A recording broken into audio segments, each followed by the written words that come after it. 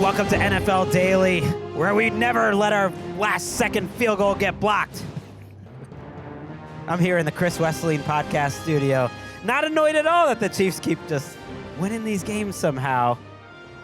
Next to my friend, Patrick Claybon, and joined by our friend, Nick Shook, live from Cleveland, who gets in his one word at the top of the show. One word to describe Week 10 so far. Grueling. Grueling.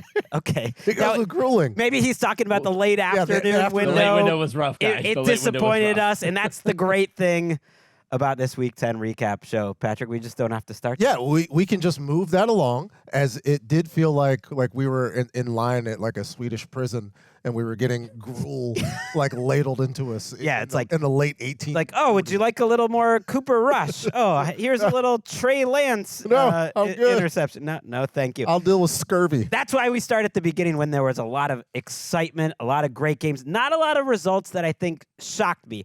I'm not going to say we're settling into the part of the season where we're figuring teams out, because the second you think that, it'll flip again. But this was a Sunday where I don't think there were a lot of results that were crazy, but there were results and games that were entertaining. Starting in Landover, let's go to Steelers against the Commanders. Wilson settles back, raises the foot, gets the snap, back to pass, looking, going to float it up left for Williams, and Williams makes the grab in the end zone. What a throw! What a catch!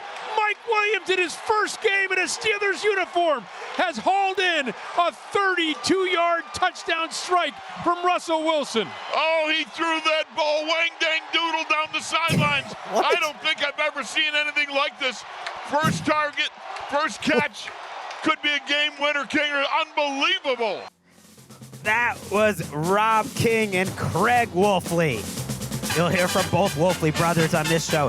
WDVE. Yes, Mike Williams, his first target as a Steeler was one of those teardrop Russell Wilson throws that, you know, he's made famous. 28-27, the Steelers hold on after a little bit of controversy, after some stupidity by Washington in the following couple of minutes. But, Nick, I'm going to start this game without having one big takeaway, because this was not a game for one big takeaway.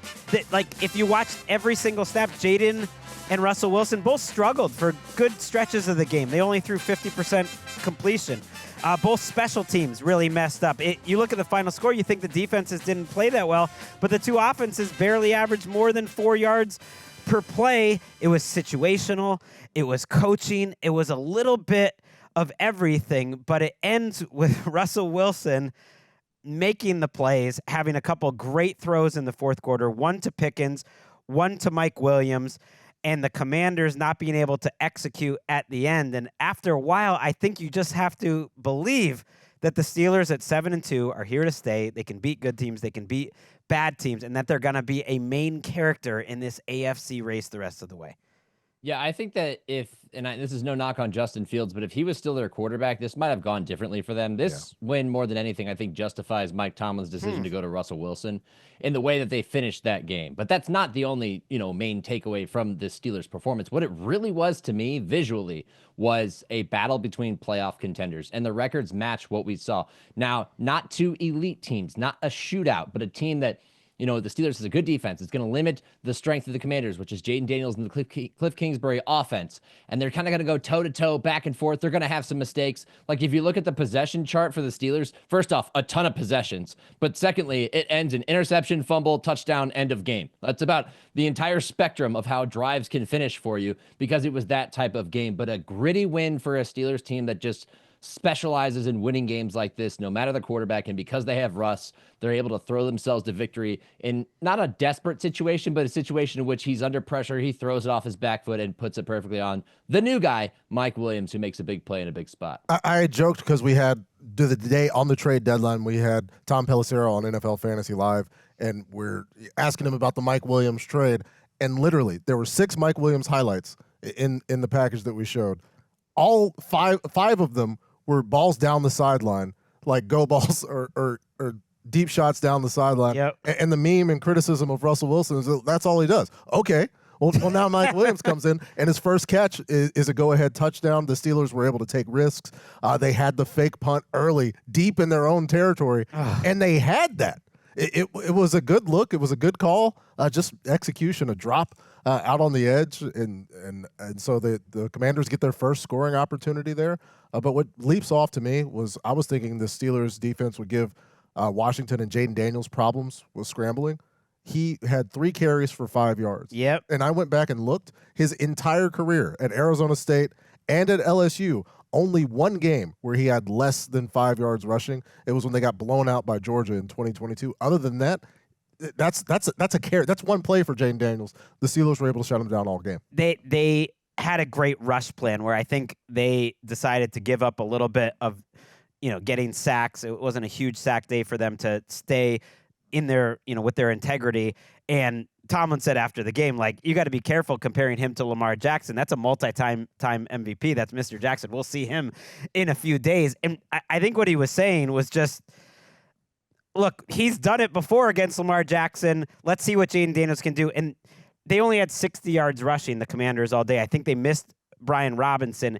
And you're right, pointing out how many possessions they had. That short touchdown drive was part of a first quarter where they had 4 possessions and they barely moved the ball at all, like 3 and outs. You just hadn't seen this. And yet they did get a lead because they got a short field. They had a nice touchdown drive before halftime. They were really good situationally. They had another one coming out of the half, and they're kind of rolling. Cliff is getting Terry McLaurin open. I'm so impressed with how Cliff Kingsbury has called games this year. And I flip it around, and when they were in a good spot thinking they're going to be able to stop Pittsburgh. And I'm wondering, like, why aren't these teams playing Russ with split safeties anymore? I texted our friend Mina Kimes about it, and she just is going crazy because 83% they played cover 3 today. Russ was 1 for 3 for 13 yards against cover 3. And, like, that is his one move. And I think if you're a defensive coordinator, you got to do everything you can to stop it because otherwise, their running game was okay, I would say, on Sunday, but the passing game was very erratic. They had the great touchdown early that Pickens adjusts for. There's another deep sideline that Pickens makes a great play, but otherwise, it was a lot of go balls that Russ likes to throw to Calvin Austin and Van Jefferson, and they were not working. So this was a game with a lot of possessions. It was really intriguing both ways because Washington couldn't get much of a pass rush except for Frankie Louvu on a blitz. Their natural pass rush wasn't working. It was 2, I think, really well-coached teams, which is why the ending was a little surprising. Let's break it down here. The Commanders get the ball back after that touchdown that we just heard, and Washington starts moving the ball. They don't get the first down on a play, a 4th and 9 to Zach Ertz, where he's coming back from the ball. They rule him just short. The replays aren't really conclusive. I actually think they probably made the right call. It was tough to really figure out. The Steelers get the ball back, just needing 1 first down to really ice the game. They get it to a 4th and 1 at midfield. They go out, then they rush to the ball to get a snap. They are able to draw Johnny Newton offside. Game over. They were never going to snap the ball. They were going to punt it away. So in the end, in a coaching game where the margins were so slim, I think like the Steelers kind of won it in the end, and a rookie on Washington's side, failed them, and Pittsburgh gets out of here with a win. Yeah, and that was a bummer for Newton. In that instance, you knew they were never going to snap the ball. At one point, they thought they were going to put the punt team out there, and then also the offense trots back out there. But it is what it is. That's what happens when you're a young player in the NFL. On that spot, though, they did get the right call. Like, it was correct. He was short. But where they actually spotted the ball was wrong. I just want to point that out.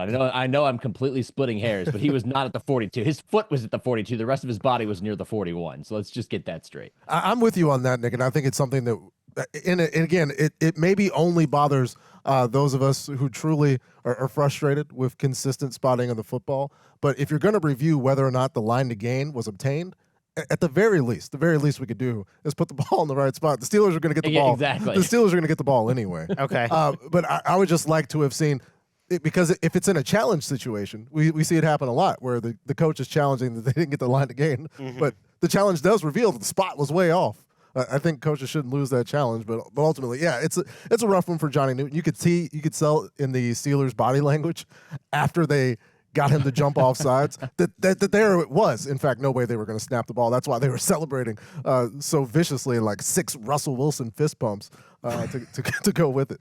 Russell had some nice dance moves afterwards. Like I haven't seen him move that well on a field in a while. He did have one scramble like for 6 yards that was kind of key. I was like, okay, he's moving a little bit better. I will point out, I think Jaden Daniels was a little off in this game. Now, it might have been what the Steelers were showing him after the snap, but he just missed about 4 or 5 throws that would have made a difference by just a couple yards.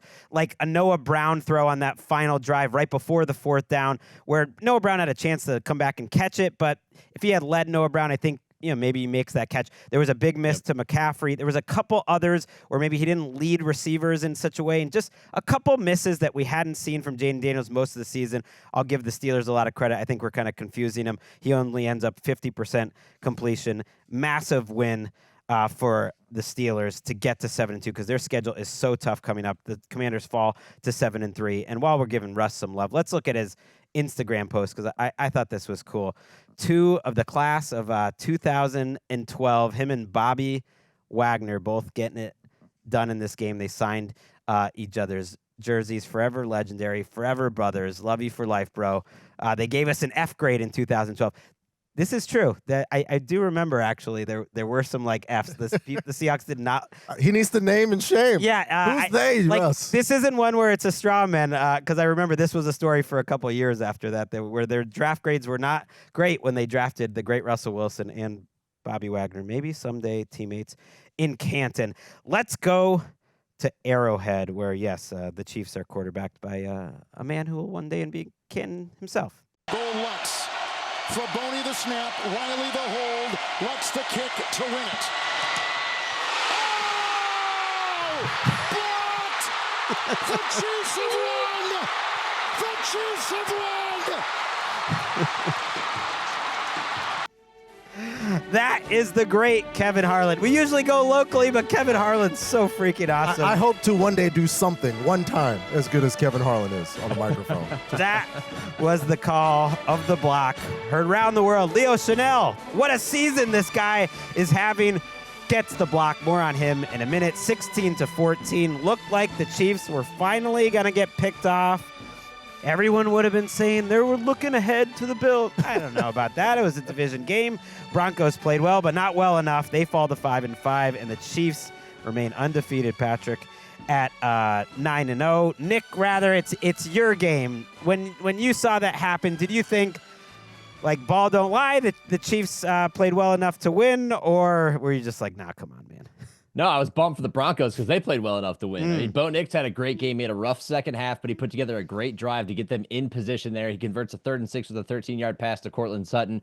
Broncos fans are going crazy, both there, in Denver, online, everywhere. They're going to pull it off. They bleed the clock down. They're in perfect position for Will Lutz to hit a relatively simple field goal, and then the overload block from the Chiefs just barrels through the left side of that line, and they get the block. You know, if it wasn't Leo Chenal who got it, I think somebody else probably would have got it because they obliterated the left side of that line there. They were all out going for it, and I don't know if it was an answering of a prayer, but the Chiefs were in dire straits there. And really, it started on the previous offensive possession where it's 3rd and goal, and Patrick Mahomes has Travis Kelce open in the end zone, and he sails it over his head. They have to settle for a field goal, which then opens the door for the Broncos to get down there. But yeah, I thought the Broncos played well enough to win. They played probably one of their best games of the season. They came out hot. They took a 14-3 lead.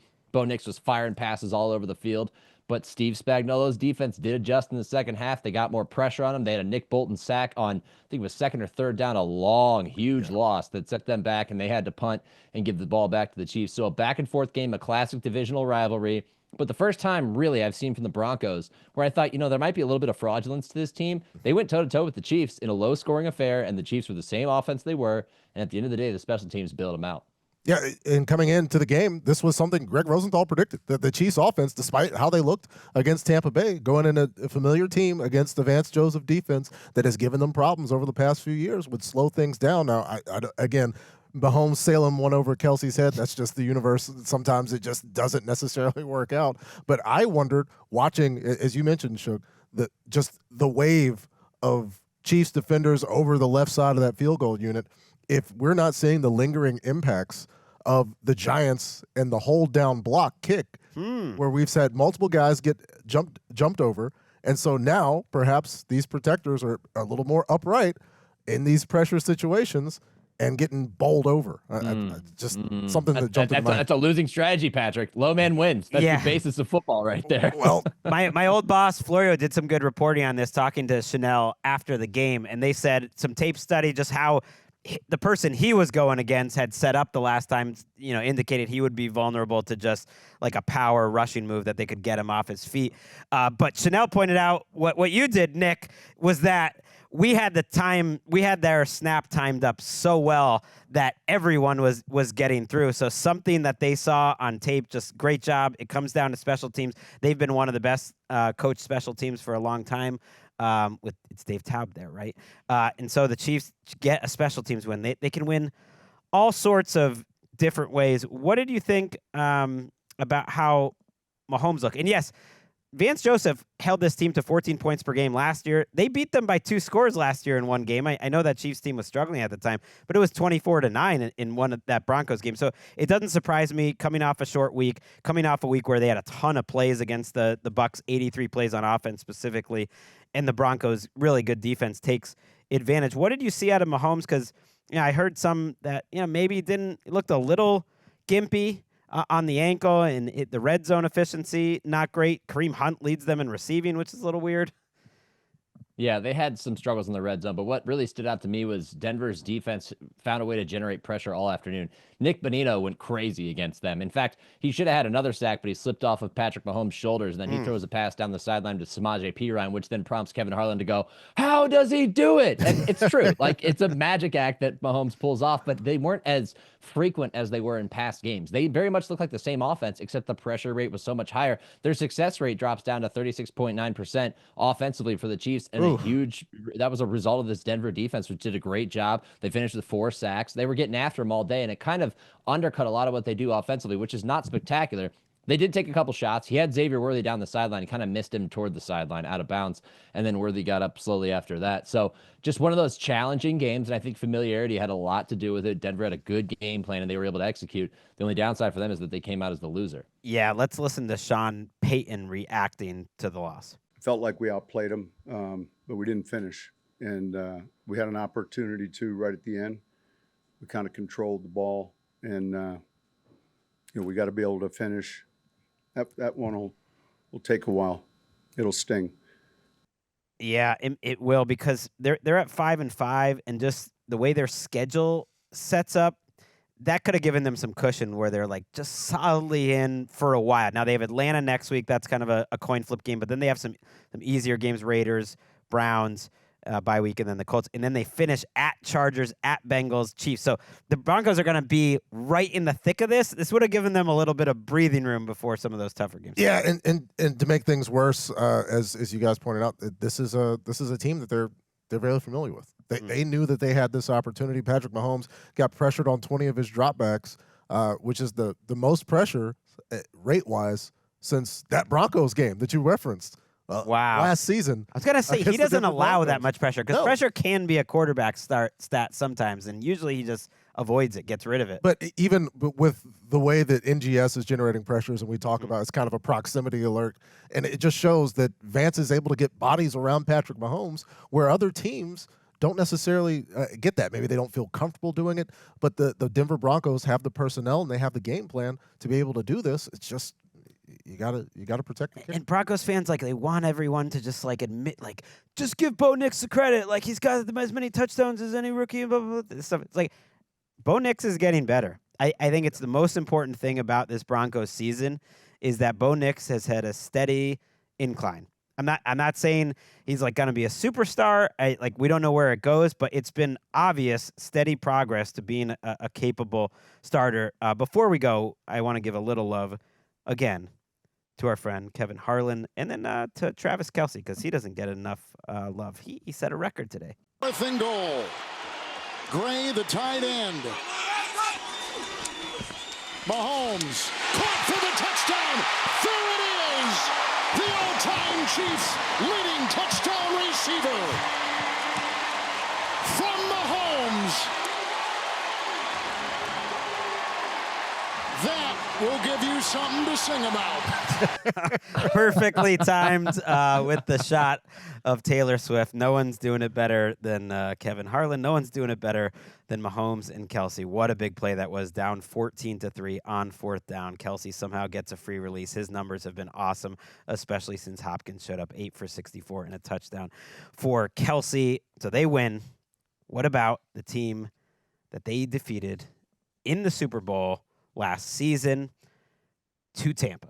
To win the game, the North Uprights, and to fire a cannon shot right at the pirate ship and win the game.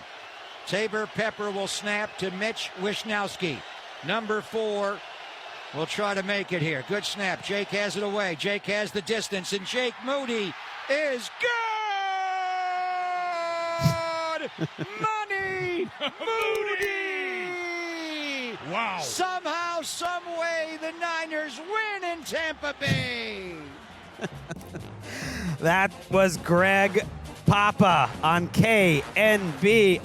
Yes, a game that changed in so many different directions. I don't even want to talk about it. I just want to give it to the man who was locked in, because I feel like so much happened in this game that I don't know what happened in this game. Nick Shook, where do you want to start? It started with Brock Purdy. Everybody can talk about Christian McCaffrey's back. That's going to change the offense. And he finished with over 100 yards from scrimmage, which is great, right? But what really propelled them to victory was Brock Purdy's ability to overcome adversity. He finished 25 of 36 for 353 and 2 touchdowns. A lot of these drives stalled. And ended in Jake Moody missing field goals. He missed 3 of his 6 attempts today. Like, it got to the point where I was like, are they going to leave him on the tarmac when they go back to Tampa Airport and fly home? Because it was that ugly. I thought he cost them a number of points, obviously, and put them in a position where they could potentially lose the game. But when it gets down to the final seconds, he was able to squeeze one inside the upright and get that Money Moody call. If they don't get there without Purdy playing the way he did today. And he wasn't perfect. He put some balls in the wrong shoulders of guys and everything else, but he consistently moved this ball down the field for the 49ers. They nearly doubled the Buccaneers in total yards, 413 to 215. And that's only with a 3-minute difference in time of possession. That's how efficient their offense was. They kept getting down there. They just couldn't finish drives. He made one spectacular play, rolling out on the left, and he has basically nowhere to go, and Kittle hits scramble drill, goes to the back corner of the end zone, and Purdy puts one perfectly on him. He makes a toe-tapping grab in the end zone for a touchdown in a back-and-forth affair that required a full 60 minutes of effort from both teams.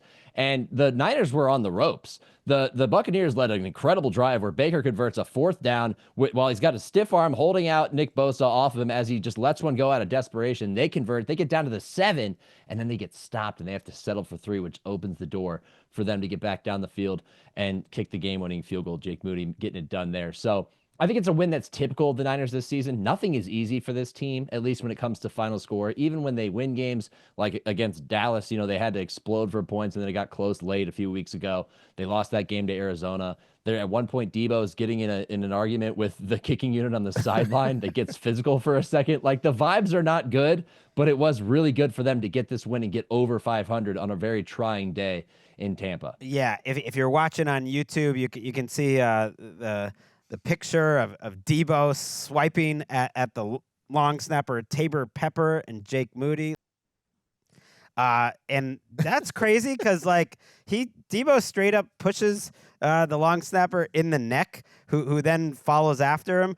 Debo talked about it afterwards and played it down, said we'll talk with afterwards. Jake knows it's not serious, and I think the long snapper was kind of leave my guy alone, whatever you guys are talking about. Debo said it wasn't a big deal. I lost my head a little bit, but you can't be swinging at your long snapper in the neck during the game. Yeah, Debo says it's probably a big deal, not a big deal because of the player it was directed at. We got to go look it up on the roster to see who the 49ers long snapper is not thinking too much about other than Tabor Pepper. Come on, bro. Tabor Pepper. He's got a fun name to say, and perhaps if things go great for him, we'll never say it again because that's the only time.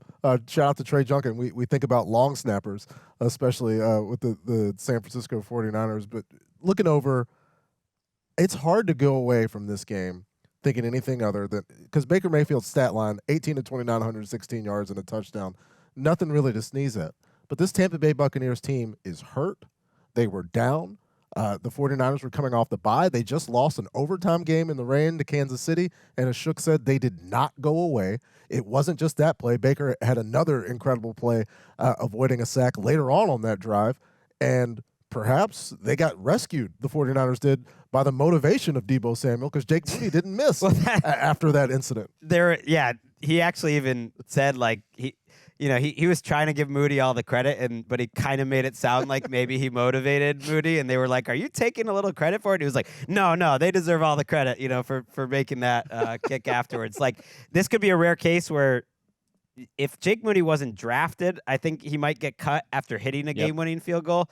But because they drafted him, they've really stuck with him for so long that maybe they'll bring in another kicker. Who knows? I hear you on what you're saying about the Buccaneers. They're a really fascinating team at 4-6. This game reminds me, just box score wise, a lot of the Lions game, which they managed to win despite getting doubled up in total yardage. And they've had a really hard schedule, and they keep just losing these heartbreakers, often to really good teams. Here's their schedule after the bye, and this is why they're still relevant at 4-6. Giants, Panthers, Raiders, Chargers. That's a tough one. Cowboys, Panthers, Saints. Those are 6 of the very worst teams in the NFL out of 7 games coming up. So they have been consistently playing above their skis, and they get Mike Evans back. I think they have a chance. But, Nick, I want you to tell me. Well, first of all, let's listen to the call of that Baker play, because that was one of the best plays I think I saw all year. 50% of the time, can we get 7 yards, Baker Mayfield? Get it to the 44. Can we? Good snap, dropping, pressure coming. Out of the pocket, Mayfield with a stiff arm. Looks upfield, throws the ball. It's caught! First down at the 45-yard line. Rashawn White with a defender hanging on to Mayfield, and he throws a pass up for grabs. A gain of 8 on 3rd and 4th and 7. And he had Bosa holding him by one arm, and he's running, extending the play. Truly amazing. The game on the line, 4th and 7. Gotta have it. Truly, the game is over if he doesn't pick it up. He's hanging all over him. Tom Brady says that's one of the best plays I've ever seen. So I want you to explain to me, Shook, how did they only end up with 105 yards net passing, 3.4 yards per play, and Baker's pulling off magic like that? Well, because they had 3 drives of double-digit plays the entire game. You went punt, field goal, punt, touchdown. That's when the game got really interesting, because it became a back-and-forth affair at that point. 3 and out, field goal. Yikes. And that drive only covered 19 yards because 39 came in penalty for a total of 58. So it was one of those games where, like, the Niners were in a bit of a meltdown on that drive. All the momentum is going in the Buccaneers' favor. Kevin Burkhardt and Tom Brady are completely lost in the sauce of the moment, like losing their minds over the 4th down conversion, the fact that they're even in a position to potentially win the game. And then they run it twice on 1st and goal from the 7, go absolutely nowhere, kind of box themselves in and have to settle for a field goal. So that's kind of what, I mean, it was like offense in small spurts. The reliance on Cade Otton was not there like it was before. He finishes with 5 for 35. Like, it was very much a check down to Rashad White. He had a really great screen pass for a touchdown, perfectly executed. They got Fred Warner out there and then sealed off, and White made a perfect kind of dance move through the traffic into the end zone. But, like, the highlights in this game were it. Like, there was no, like, sustained drives otherwise. It was just, like, scoring drive and 3 and out, scoring drive. So you could watch the highlight package to basically get the whole story of this game, at least from the Buccaneers' perspective. Yeah, I thought Christian McCaffrey gets over 100 yards from scrimmage, but only 3 yards per carry on the ground against a bad run defense. There were a couple cuts in this game where I just thought, okay, let's, like, give it a couple weeks. I want to watch it a little closer, more personally, but maybe not quite the CMC we're used to.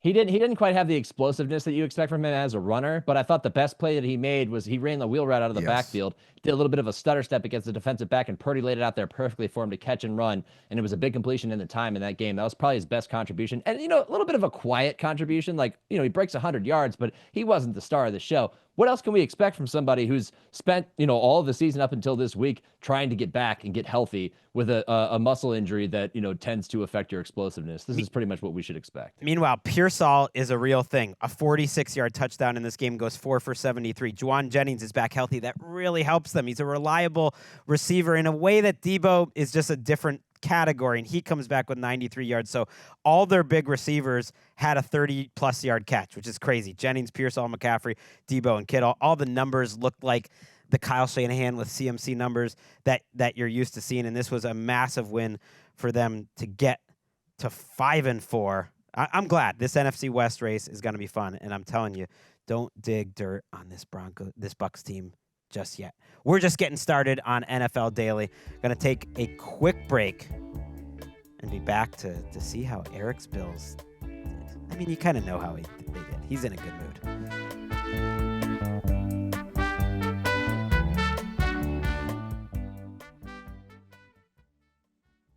Two tight end set. Taylor to the right of Flacco in the shotgun on 1st and 10 from the Buffalo 45. Another fake handoff. Back to pass. Pressure coming. And looking for Pierce. And it's picked off by Taylor Rapp. It was tipped by Alec Pierce. And Rapp was all over it. It's another takeaway for Buffalo. 23-13 was the score when Taylor Rapp made that interception. The Bills finish off the Colts in a 30-20 victory. That probably wasn't even as close as the score indicated. Patrick, sometimes we play touchdowns. For this highlight, we played a turnover because it just felt like that was the story of the game. It was the story of the game for both teams. The turnover play game. There were 5 interceptions, but Josh Allen makes plays with his legs, 6.3 yards per carry, enough for 50 yards, as well as a rushing touchdown. The defense picking off Joe Flacco 3 times. Once, where it's tough to rank them in terms of decisions from Joe Flacco, because that last one, Alec Pierce, fully extended at 6 feet 3 inches tall with a 78.5-inch wingspan. That goes off his fingertips, so I'm not putting that one on Alec Pierce. The first one was a pick 6 on the opening drive from Teron Johnson, but that pick against where it goes off of Alec Pierce's hands kind of seals the deal, and it kind of wastes a very solid performance from Gus Bradley's defense, which I had been maligning this season. Josh Allen hadn't thrown a single interception against zone coverage all season. He gets got twice today, one by E.J. Speed. The Colts playing a ton of zone, but Josh Allen wasn't good in the snaps of man that they played. With no Keon Coleman, no Amari Cooper, both out with wrist injuries. The Colts run game played well. 78 yards over expected for Jonathan Taylor, 21 carries, 114 yards, but not enough to overcome these Flacco INTs. There was also a Greg Rousseau strip sack that DeMar Hamlin recovered for the Bills. A workmanlike road win in the AFC for Buffalo. Yeah, Dalton Kincaid also left this game with an injury. I think he came back in and out. He said he just didn't feel good enough to protect himself out there, so we'll see if he's available. So any wins you can get when you're missing 3 of your biggest weapons, it shows you the depth that they can still get production out of Khalil Shakir and James Cook in the running game. But yeah, their defense, it's why the Bills are so good. They can win all sorts of ways. It's crazy that there was a 6-play sequence in this game where Joe Flacco was strip sacked and then threw a pass that should have been a pick 6, and then a couple snaps later had a 4th and 2 where he just couldn't get rid of the ball and got sacked. So whatever you were going for with Joe Flacco, it's turned out even worse than you could have possibly imagined, because you've cranked up the negative plays to 1,000, but you actually haven't gotten many of the big plays, Shook. Yeah, for those watching on YouTube, you saw the look on Joe Flacco's face as soon as that ball was picked off. I think that explains the state of the Colts offense right now, and especially in the last 2 weeks, which is, hey, we're going to make the change to Joe Flacco for the rest of the year because he gives us the best chance to win. And since then, he's done nothing but turn the ball over fairly consistently. He had 2 touchdown passes today, but 3 interceptions. They had 4 total turnovers. You lose the turnover battle, you're going to lose the games, especially against teams like the Buffalo Bills. Success rate below 40% for this offense. They're searching for answers, and they lose a game in which Taylor goes 21 for 114. At this point, it makes you question the whole decision. And I hate to do it because they've already committed to it, but did you act a little too quickly there, thinking we got to win games now, we're going to go to Joe Flacco? You got to remember, this guy's near 40 years old. Maybe it wasn't the smartest decision right now. No, it wasn't. And you wonder now what the long-term aspirations and how you try to game out the rest of the season with any particular decision that they could make at quarterback. But no, we have the benefit of hindsight. Some of us thought immediately when the decision was made that it doesn't necessarily do anything for the Colts. Well, Shane Steichen hit the reporters with something that an adult says to their child often, which he said, "Until I say otherwise, Joe is the starter." So just stop until I say otherwise. Just stop asking me. There was another time he said, as of now, there's different reporting in Indianapolis about whose decision is this. I think the front office would have wanted Richardson the whole time, like the group that drafted him. Ownership is a different matter. There's no way to know what ownership wants. There's no way to know for sure what Shane Steichen wants. Until I say otherwise, Joe as the starter is fascinating because they're right in the mix in the AFC at 4-6. The AFC is different than the NFC in terms of that last spot. It's going to be wide open between, let's just say, the Bengals, the Broncos, and the Colts. We got a ways to go, but right now there's at least one spot for those three teams, and the Colts are one loss back, and they're going to feel like they're in it. And, yeah, on a day where you're able to pick off Josh Allen a couple times, you want to have a better final result than that. If I'm assigning confidence points to these teams, like you just mentioned 3 teams right there, right? The Bengals, the Broncos, and the Colts. The Colts are a distant third as they stand right now. Not that Flacco isn't going to be able to rediscover that magic, but whatever they're doing right now is not working. His accuracy is a little bit off. Some of it might have to do with pressure. I know it did the week prior.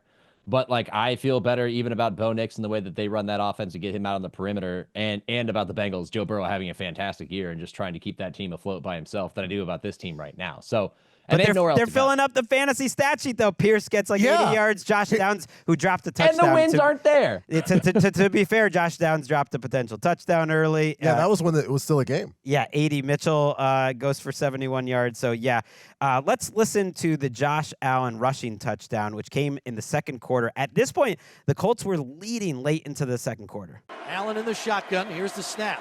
Hand off. No, it's a keeper for Allen through the left side. 10, 5, and he's into the end zone for the touchdown. The beast has been released. A 13-yard touchdown run by Allen.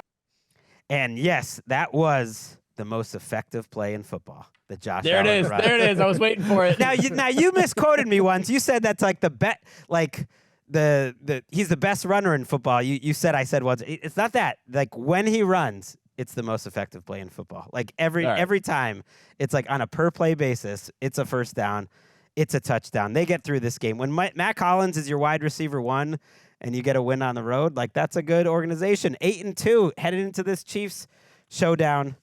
I'm excited for it. Let's go to another game that Patrick and I were very excited to watch in the newsroom. We tried to say, the late window wasn't that exciting, but this one was exciting. It's time for the Sunday Drive presented by the all-new hybrid Toyota Camry to the desert. Snap to Murray, drop straight back, a fade, right corner of the end zone. Harrison, what a catch with one hand for a touchdown! Marvin Harrison Jr. hauls it in with his right arm. Just a gorgeous drop in the bucket by Murray. Spin the pig, Kyler. Spin it. Drop it. A dime being dropped into the bucket. Right over the shoulder of Marvin Harrison Jr. Spin that pig, Kyler. Ron Wolfley, yes. The second Wolfley, the best brother combo in the league. Ron and Craig.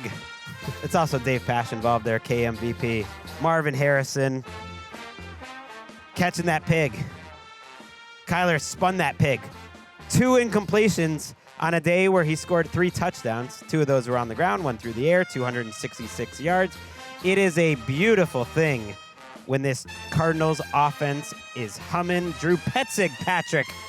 He was calling up those plays. They were all working. Gosh, every single one of them. And I will leave the pig references to Wolfley because I enjoy doing this podcast with you guys. The Jets could do nothing with Drew Petzing's play caller and Kyler's execution as well.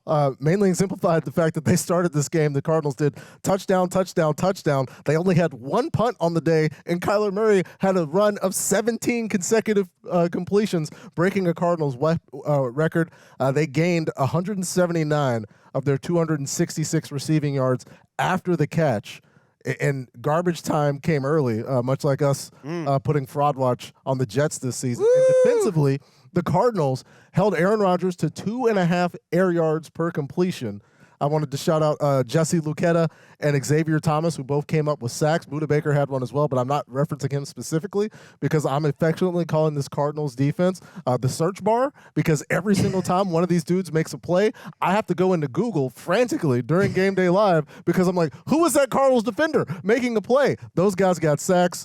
1 of 7 under pressure was Aaron Rodgers for 6 yards on the day. Dominant performance by the Cardinals. Yeah, another.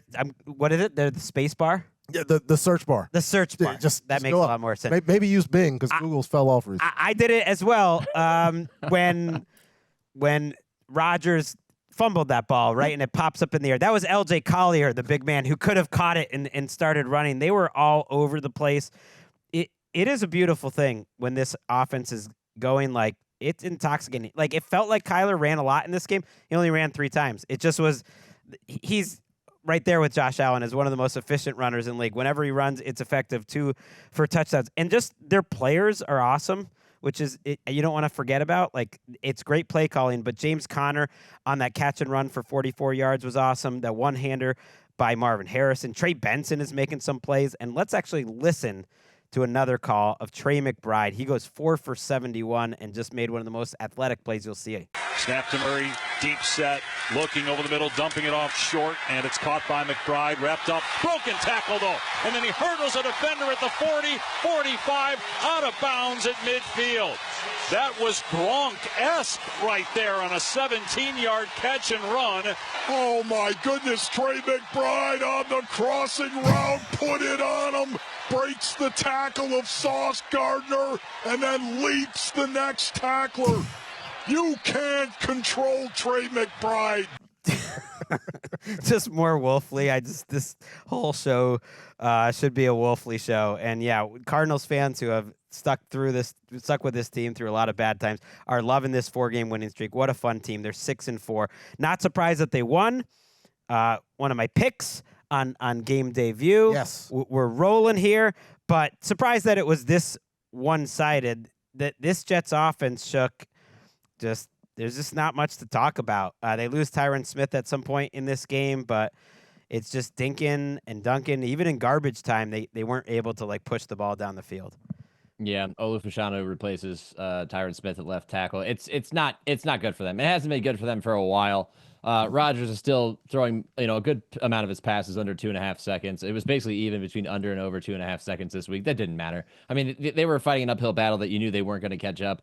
They had a pass to Devontae Adams in the end zone that was broken up, initially perceived as a drop, but you could see on replay that a defender got in there. The Cardinals defense is playing well enough to shut down opponents like the Jets, who are a short passing offense that likes to rely on Breece Hall out of the backfield a lot or go to Garrett Wilson and Devontae Adams. And if that's not working, they're basically going nowhere. And I hate to say it, but at 3-7, I mean, we're beyond fraud watch with them. Yeah. It's a team that, like, when they win last week, you're like, oh, wow, I can't believe they actually finished that game strongly. That's less likely and less frequent than the opposite, which is what we got more of on Sunday. So it's a bummer because they already fired their coach and they're still going nowhere.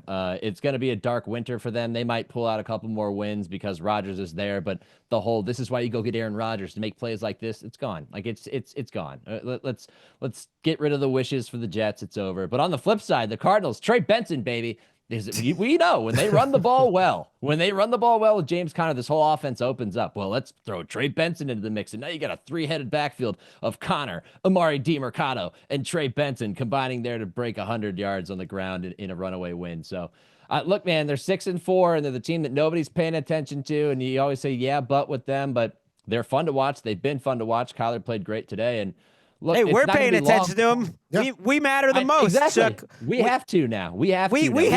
The rest of the world has to. NFL Daily, we over-indexed on Cardinals content in late July and mid-August. We were in on the Petzig bandwagon, so I'm enjoying this. At some point in this game, I was not enjoying watching the Jets offense. Yeah. I got Devontae Adams and Garrett Wilson on my fantasy team. I'm just like, can we get some garbage time yards? And like, this is how it ends. They can't even get garbage time touchdowns. And at one point, it was 31-6. There was plenty of time left. I think it was 6 minutes to go, 31-6. And I was concerned because I have Devontae Adams shares fantasy-wise. Perhaps it's too much information for everybody out there. But my concern was Aaron Rodgers was going to get snatched from the game. He actually stayed in the game. They stayed in to perhaps work on whatever these offensive issues are that they need to try to get it figured out. That maybe folks had hope with what could have been, other than a Malachi Corley fumble, a near 30-point performance against the Houston Texans on Halloween. Nothing to speak of today. Just absolutely nothing. I understand the Cardinals ran the ball well. They couldn't get the Cardinals off the field. They didn't have a ton of possessions, but Aaron Rodgers threw the ball 35 times.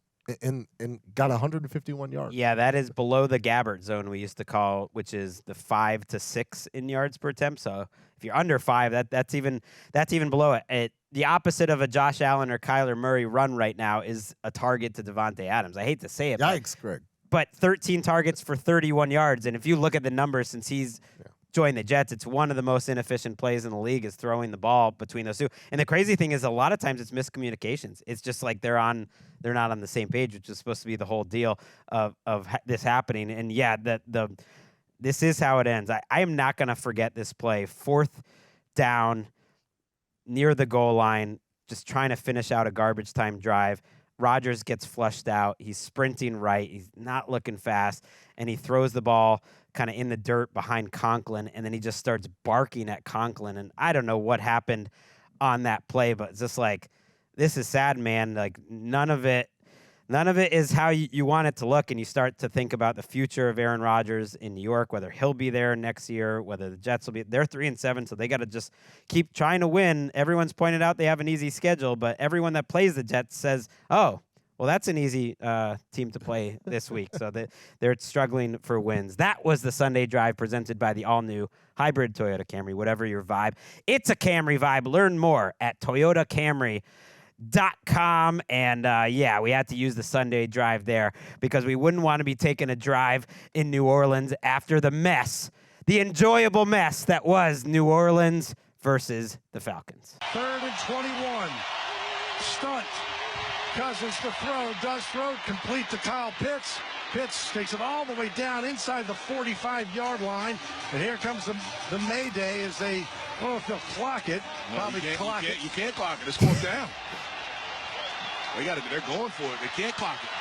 4th down and Snap the ball. to the 39. Oh, my Cousins God. throws it Tackle complete to inside. Ray It's ball McLeod. game. And that should be the It's ball man. game. It's ball game. Oh, the clock's going to continue. It's ball And the game. Saints are going to win No, it. it's ball game. He got tackled inside. It's ball game. Come on, Mike Haas. Deuce McAllister's all over this. WWL with the call from New Orleans. Yes, to start that harried sequence, the Falcons had the ball on 3rd and long from their own 39-yard line with 28 seconds left in the game. You got to call 2 plays there, right? Because you can't assume you're going to get the first down on a 3rd and 22, but they didn't have 2 plays called in the huddle. They threw it over the middle, and then Cousins comes up, calls the play. It takes so long to get that off. You don't even get out of it. Like this, wow. The Falcons, in the most Falcons-Saints rivalry game possible, find a way to lose a game that they absolutely will feel that they should have won based on the way they played the second half. The ending of this game had everything. This was a fitting end. It started with Darren Rizzi, the interim head coach of the Saints, kind of getting a little nervous a couple times with some 4th down calls, punting it to the Falcons when he had a 4th and short at midfield. But you know what? His defense bails him out. And Kirk Cousins, who, despite not having a touchdown on this day, I thought mostly played really well until getting frantic at the end, but throws an absolutely killer interception to Honey Badger with a handful of minutes left in this game. Just threw it blind, panicked against pressure, kind of the Kirk Cousins moment that we haven't seen a lot of lately, but you used to see quite a bit. You think that the game is over there. The Saints just really need 1 first down to ice it, and they don't get conservative. They draw up a perfect play that gets Alvin Kamara matched up against a linebacker. He dusts him by about 15 yards. Derek Carr, who played well on the day, lays it out there perfectly, and Kamara just blows it. He just drops the easiest catch ever. He said it was the worst play he's ever made on the field, like in his entire career. Like that was the most foul play I've ever made. And you think, oh man, they're gonna blow it, but the Falcons end up blowing it right back. It was on a day, Koo missed 3 different field goals in this game, including one that was blocked, and Darren Rizzi gets a win. America, be happy. I'm happy. Yeah, congratulations to Darren Rizzi. Congratulations to all the Saints fans who wanted Not that it was particularly Darren Rizzi, but the end of the Dennis Allen era was something that was wished upon by a lot of folks down in the 504. And they get this game. I think including on the team. I mean, judging by some of the statements afterwards. Go ahead. No, clearly. And Michael Thomas watching from home as well. But this was the Marquez Valdez-Scantling game. Yes. Just maximum, not game, the Marquez Valdez-Scantling first half, where somehow out of nowhere, MVS just gets to the team. A couple of weeks ago, he has 3 catches for 109 yards and 2 touchdowns. One touchdown is a deep pass, and it's like, okay, you got beat by MVS. The second one was a 66-yard bomb down the sideline where he gets out of bounds. And so I'm thinking, of course, typical MVS, he's only got 3 touchdowns shorter than 10 yards in his entire career. Well, MVS doesn't help you here. No, Derek Carr goes back to MVS on 2nd and goal for the touchdown. Let's go. And then we never hear from him again. But again, this ultimately was just a nasty, nasty loss by the Atlanta Falcons. Yes. Who, to the universe's point, right? The Falcons have been the beneficiary of some nasty losses by other teams, like the one where Saquon drops the pass in primetime late, and then there's the Saints, the initial Saints game when the Saints were a much better football team before they went on the 7-game losing streak, where we've seen the Falcons now be on both sides of this thing. How about either Bucs game? Yeah. They've won on both sides of it. And yes, you said, did you say it was stinky? Just nasty. Nasty. Speaking of which, Darren Rizzi's toilet pregame. That was nasty. You guys know me. I'm a pretty open guy. So this is how my day started. I get down here to the stadium, I get down here to Superdome. I go in the head coach's locker room, which I've never used before, right? So here I am early in the morning. I go to the bathroom, and this is how my day started. I clog the toilet. And I'm like, this is going to be a crappy day, pun intended. And so we listen. I'm like, okay, this is not really a great start to the day. Here we go. And so, I'm not really feeling like a head coach. He's still talking right now. So I'm like, really? This is really how we're going to start my day? Yes, Darren Rizzi. This is what we want out of our interim head coaches. This is it. Honesty, information. I think he went back and he watched old Joe Vitt press conferences, not just Joe Vitt with the Saints, Joe Vitt with the Rams and the Saints. About 1% of our listenership knows who I'm talking about here. But one of the great interim press conference holders. We want Dan Campbell when he was with the Dolphins. We want Bisaccia. They're getting the Rizzi bump shook. This was a fun game. Yeah, as soon as this game ended, I was like, there it is, the interim coach bump again. But my question is this. If you were watching on YouTube, you saw how red his face was. Was his face that red from that moment on the toilet? Like, did he just carry over the flush face all afternoon? Because that right there is the face of a man who was pushing one out earlier and then pushed his team to victory on the field on Sunday. I was worried about this man. When they blocked the coup field goal, which I believe was right before halftime, he was as intense in the next 5 seconds as any head coach has ever been on any sideline. He was so freaking fired up. Let's listen to him talk after the game. I yelled at Peyton Turner with 30 seconds left because he's celebrating before the game's over, so I screamed at him. And so he's spraying water, and I ripped his ass, quite frankly. So when the game was over, he wanted to get me back. 2 for 2 on that. So he came up to me, and I wasn't looking. He jacked me in the back, and I got a history of stingers. So my left arm went completely numb. I literally went completely numb. So I'm sure the video has me like this. I'm looking at my thanks a lot, Peyton. So I'm fine. I just I got a little C5, C6 going for years from the old. Sound like the old guy, and I am. That's what happened. He gave me a stinger, for lack of a better phrase. I'm sorry. A stinker and a stinger on the same day for Darren Rizzi. Oh, that's awesome. I'm sorry. We're gonna just over-index on Rizzi clips the rest of the season, and certainly tonight. It's interesting. He brings up Peyton Turner to bring a real football point up. That some of the players were talking after the game to Nick Underhill of NewOrleansFootball.com. That they changed up the rush schemes, that they were doing all these games and twists and having all these different assignments. And instead, their defensive coordinator, I think it was Joe Woods calling the plays, just got them singled up, just attack, one-on-one, go win. Hey, Cam Jordan, you're one of our best players ever. We're going to give you 30-plus snaps. Cam Jordan with a big-time sack. They had more pressure in this game. That was the thing that was absolutely different in this game than every other. And Cam Jordan said it was validation of like what he thought of that they should be doing, essentially. he had a big day. Peyton Turner had a big day. They were pushing the pocket. That's why I think Cousins played well. Was actually he was under a lot of quick pressure all day and mostly got the ball moving. And Bijan Robinson was awesome in this game. 116 yards, a couple just magical plays. Tyler Algier played well. Kyle Pitts completely changed the complexion of this game by mossing Alontae Taylor on a 3rd and long. The very next play, Bijan Robinson goes for a long touchdown where he just shakes off 2 or 3 defenders. So it was a good football game. The Falcons Saints, they always deliver. Both games this year came down to the wire. But yeah, 6-4. This does feel like they didn't deserve to be 7-3 type of team. And sometimes the schedule gods just pull you back. It's like the Falcons were due. Like they're not a 7-3 team. 6-4, I'll buy. They're a 6-4 type of team, Shook. Yeah, that's fair. I'll take that too. I mean, it felt like when they won their last few games, like, oh, they're getting hot, but there was like glimpses of, all right, well, there's a weakness or there's an issue or they're not finishing that properly or they're not paying attention to the details there.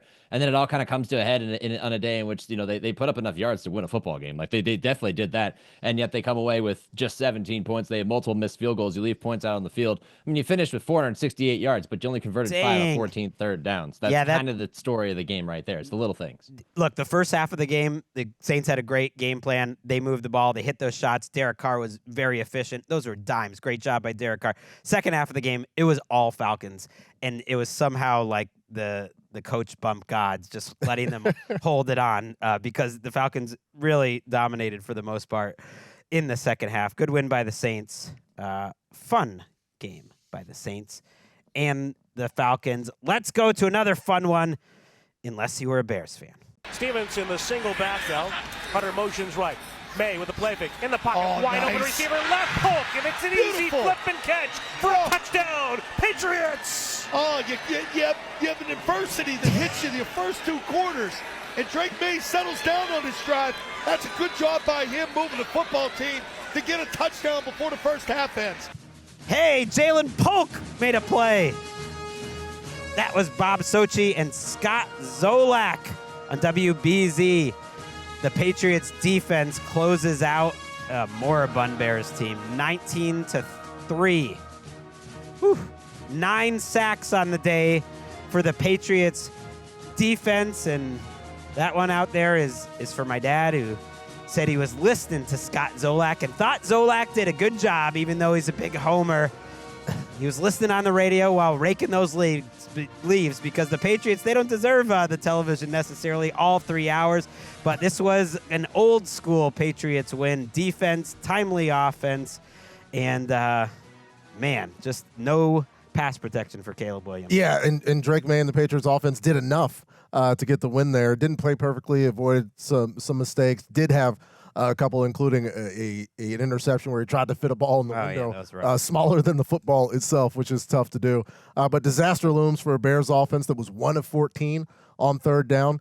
You mentioned the 9 sacks. They lose 51 yards in that. A lot of that's due to the fact that Darnell Wright and Braxton Jones, both starting tackles, were out, as well as backups. Karan Amigaje and Nate Davis. The only starting lineup that the starting lineman that they had was the center, Coleman Shelton, which eventually led to this Patriots pass rush. And Tevin Jenkins was in there and then got hurt during the game. Yeah, it was brutal. They actually equaled the season-long output of the team we just talked about, the Atlanta Falcons, who have 9 sacks on the season. The Patriots got 9 sacks today. Keon White generated 6 pressures and 1 sack on 35 pass rush snaps. He got 2 pressures against double teams as well. Just a great performance that it's almost difficult to celebrate and praise this New England Patriots defensive performance because the Bears, while being hurt, it just seemed like there was no plan on offense. And everything they tried, I'm sitting there watching, begging them to go into the 2-minute drill early in the second half because the play calls from Shane Waldron were not working. The Patriots go 6 and out, 3 and out, 3 and out to start the second half, and you're just waiting for the Bears to do something, and they just can barely pick up a first down. This is one of the worst offensive performances by any team all season. 11 drives, only 1 went over 21 yards.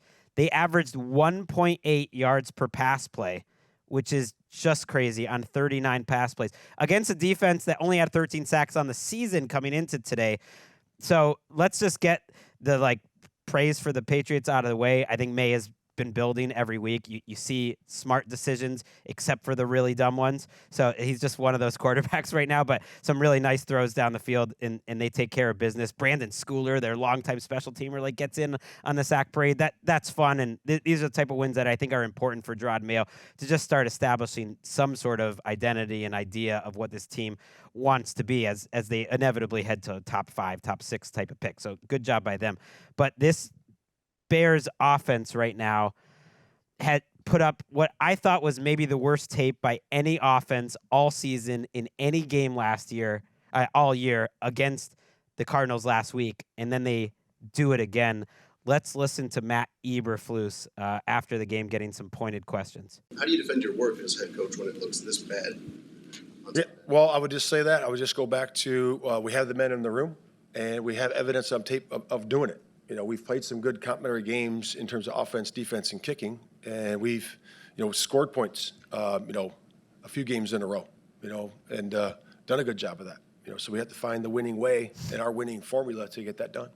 Oh, that's rough. I think when he said we've scored points a few games, I think he means the streak where they were scoring a lot of points. Because 3 points, nothing to talk about. Let's listen to Kevin Byard talking after the game. This is courtesy of the Marquee Sports Network. Guys in this locker room still believe in this coaching staff? I'm not going to go there. At the end of the day, we got to play better, and we got to win. Maybe he's just someone that doesn't want to answer that type of question. But on the heels of DJ Moore really not defending his coaching staff, you feel for Eberflus when I watch some of his press conferences. There's a lot of tough questions in there, Nick. I actually think he's kind of built for this, answering them well. Like he's not built for it in terms of being able to figure out how to fix his team, which is ultimately the thing that matters. But I'm impressed with how he carries himself and handles that situation. But it doesn't seem like they have any answers offensively of how to turn things around. Yeah, with Kevin Byard's comments, ever since he was in Tennessee, he's always been known as a straight shooter. So I think he just knew a non-answer is the best way to handle that right now with so much of the season still left and things getting really bad. But Flus kind of teed me up there. If he loved the coaches, you would defend the coaches. Right, I feel like that. But he's not going to outright say that he hates them because there's still about half of the season left to play. Flus teed me up, though, because that's immediately what I thought was this is a team that was ascending or at least building momentum. They put 24 points on the Rams in a win, 36 on the Panthers in a win, 35 on the Jaguars in a win. But unlike coaches like Kyle Shanahan and Andy Reid, who are good out of the bye week, the Bears have been miserable since the bye week. 15 points in a loss to Washington, 9 points last week, 3 points today. There is no explanation for this other than pointing to your offensive staff and saying, what the hell is going on schematically right now? Yes, we can't protect our quarterback, but we can't do much of anything right now. DeAndre Swift goes for 3.7 yards per carry. When you become one-dimensional with a rookie quarterback behind an offensive line that can't protect you, you're boxing yourself in, even against a team like the Patriots who pinned their ears back and got after them. So if you look at their schedule going forward, where does it get any easier? You play Green Bay next, Minnesota, Detroit, San Francisco. It's awful. It's just going to get worse and worse and worse. So now we're basically on a firing watch, I think, for the people involved here. Yeah, the only remaining non-division games are against the 49ers and the Seahawks. That's it. They've got 3 consecutive division games, and it's just a murderer's row of teams that they have to go up against. And 4 of those games are on the road as well. And you wonder, you mentioned a watch for Matt Eberflus's Bears career. It's just anybody that steps in there. It's going to be a difficult. Or Shane Waldron. Maybe they change out offensive coordinators. I thought this team was done for the season after last week. Not like they wouldn't win any games, but I was like, this team is not making the playoffs. I haven't really believed in them all season, so maybe it's confirmation bias. Although that under 8.5 or 9.5, whatever it was, that's hitting from that show way back then. But they just, I don't know.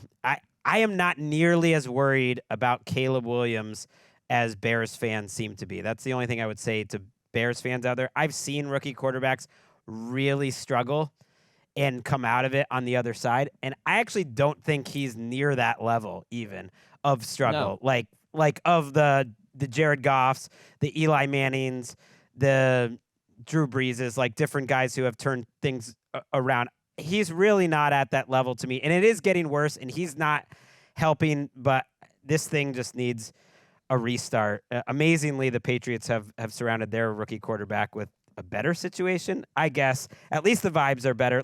Before we take a break, let's at least listen to Drake May after the game tried to get the New England media to appreciate their defensive performance. Drake May coming up to the podium after Christian Gonzalez. Phones down, notepads down real quick. Just clap it up for the defense, man. Clap it up. Somebody else clap up. There we go. Appreciate you. There we go. That's a foul for whoever clapped. I'm sure it was either a PR staffer or someone else that was not in the media, but it really cracked me up that Drake May is like, clap it up for the defense. Like he's in there asking questions to Christian Gonzalez for during their press conference. Hey, good time. Like, everybody take a knee. Coach has got to talk. enjoy a win while you can. Patriots get it done. They're at 3-7. The Bears at 4-5 and sinking fast. Let's take a break and we'll be back with this call from one of the very best play-by-play men in the world. Yes. That's a tease. Very good one, too.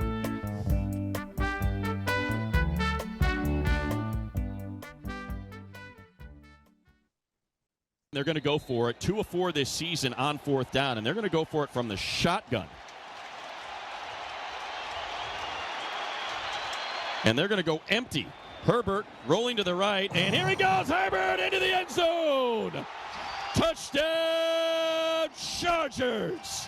4 yards. Justin Herbert puts the team on his back and delivers. That was some QB power by Justin Herbert. Gotta love it. Gotta love Matt Money Smith and from KYSR. Yes, they're leaning into Herbo's legs, and I love it. You bring Greg Roman in. Let's see some Greg Roman fun, like QB power on the goal line. Herbert also juked a defender in the open field later in the game that had Derwin James and all the defense just kind of going wild. Like when you see your teammate just undress an opponent, how much you love that. The Chargers are having fun, 27-17. They're 6-3 over the Titans. And yes, another take care of business game by the Chargers. Nick, I have a theory on what this Chargers team is, and what it is it's so un-Chargers. If they were a running back, like they would be Kyron Williams. Like you block up 4 yards for them, they get 4.5 or 5. They get what's there. They do what they're supposed to do. They don't make mistakes. In a league where teams are up and down, I kind of know what the Chargers are on a week-to-week basis, which is wild. You know that they're going to play a team like Tennessee. They're going to go down 7-3, and they're going to take care of business and cruise to victory. That's the first thing that you know. You also know that with a healthy Justin Herbert, that the ceiling is much higher, both through the air and as we saw on Sunday in that clip just there, on the ground as well, because Greg Roman's the one calling the plays. And guys, I want to go back to the cemetery because I want to describe, I'll make a little bit of an analogy here of how Justin Herbert looked on that play. All right, last week, I'm working from home and I see a young buck stroll into the cemetery. I live in an urban neighborhood. The cemetery is fenced in on all sides. There's a little gap next to my house, and I'm wondering, how did he get in there? And about 30 seconds in, he realizes, oh my God, I can't get out of here, and starts darting around the cemetery.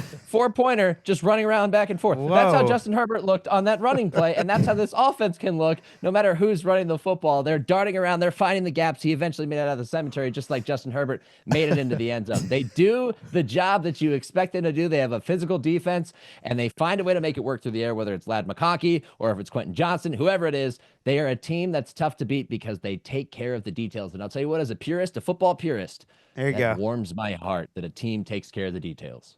They did, and today executing on. Wait, we can't just move off from his analogy. What do you rate? I didn't know if he was going to be able to stick that landing. No, he did. There with the moose, or if he's just jamming in a great story. A buck, a moose. 4-point buck. I think he did it. I think he nailed it. The degree of difficulty was extremely high. 9.7. No, yeah, it's up there in the 10 range. Now all we got to do, the folks are left wondering, how it got in there. Did it get out the same way it got in? It's a very high traffic cemetery. People are dying to get in there. The buck was apparently as well. It's able to get out. So the buck goes 1-0 against the cemetery. Everybody else having a little bit tougher time. But it was the start to this game, because Will Levis was back. Yeah. And the idea was, when's Will Levis going to implode? It just didn't happen. He hit Calvin Ridley for 2 touchdowns. One of them was late as we got closer in to garbage time. But the one, as Nick referenced, that 7-3 lead was a deep shot from Will Levis to Calvin Ridley. And they didn't have that. Tajay Spears and Tony Pollard both are. Oh, Tajay Spears was over 6.7. He actually did have 6.7 yards per carry. Tony Pollard had almost 5, and they weren't really able to get the ground game going because they were playing from behind against a Chargers team that throughout this season, where we've wondered, are they going to be in that 18 to 21 point range? They get up to 27 points today, Greg. Right. Because they just squeeze you to death. They didn't get the ball because they just didn't have enough plays. They only had 8 total drives on the day because the Chargers were so efficient with like a 12-play drive, an 11-play drive, 9-play drive, 8-play drive, and they'll hit you with a couple big plays. Josh Palmer had a nice deep reception. Quentin Johnson, found himself wide open once again somehow for a touchdown. Ladd McConkey it has somehow turned into a deep threat. Like, he's had some days like this where he goes 2 for 52. It's like a 37-yarder, but another chunk play to Ladd McConkey. And Herbert's just avoiding mistakes. I thought this was much better out of Will Levis. He spun it pretty well, but he probably overcorrected because he's been told so much to avoid making a mistake that he just held on to the ball forever a couple times, and he took 7 sacks in this game. And sometimes it was quick pressure. Tuli Pelotu has played really well since their bye. Joey Bosa was better in this game. They played really good team defense. Sometimes Levis just probably held the ball too long, but I don't kill him for that. I give the Chargers defense a lot of credit. They're very similar to me, Shook, to the Chiefs. Good offensive line. A really great quarterback. Obviously Herbert's not Mahomes, but I think Herbert's playing at like a top 7 quarterback level. A defense that's not going to give up much, and they kind of just squeeze you to death. These two teams look kind of similar to me, even if they're not always the most explosive. Yeah, if you look at their margin of victory over the last few weeks, it's not really all that telling, but like 27-10 over the Browns, 26-8 over the Saints, 27-17 over the Titans. These are all teams that they should beat, and they're all beating them in similar fashion. The Browns, it was blown coverages, and they were taking advantage of it. This time, they just squeeze you to death. I think it's a perfect complement in that division to the Chiefs, and I'm very, very much looking forward to their rematch, which isn't until December, because who wins in that battle of styles? You think that the Chiefs would, but the Chargers are gaining a lot of steam. My question on the other side of the ball here and the other side of the field, what has happened to this Titans defense? That was their strength early in the season. I know they've had to deal with Mason Rudolph as their quarterback for, the last month, basically, because Levis has been out, but that was the strength, and it just seems like it's not quite there anymore. They were always one-sided. They've had injuries in the secondary, but the L'Jarius Sneed pickup has not worked for them. They really have not been a hard team to pass on all year. They're very tough to run against, and they have a good front, and that's just no way to win in 2024, and who knows? They're getting later into the season. They're stuck at 2 wins, and they blow a lead quickly. I have been enjoying Jim Harbaugh, and I have really been enjoying Jim Harbaugh enjoying Justin Herbert. I mean, I'm changing his name to Beast. He's Beast Herbert. Half man, half beast. He made the 2 biggest plays of the game. The 4th down touchdown run that he made.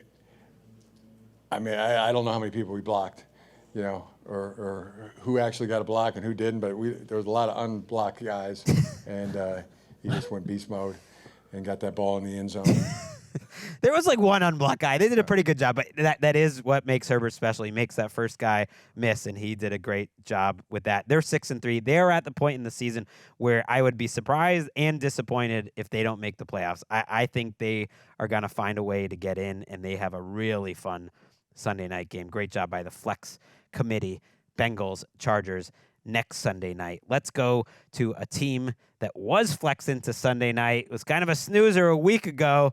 Vikings, Colts. Did the Vikings give us more or less entertainment in Jacksonville? 1st and 10 from the Vikings 43-yard line. Mac Jones goes out of the shotgun. Travis Etienne to his left. The Vikings blitz. Mac on a very deep drop. He's going to throw it right. Nobody's there, with the exception of a Minnesota Viking who picked him off. Interception. Cam Bynum.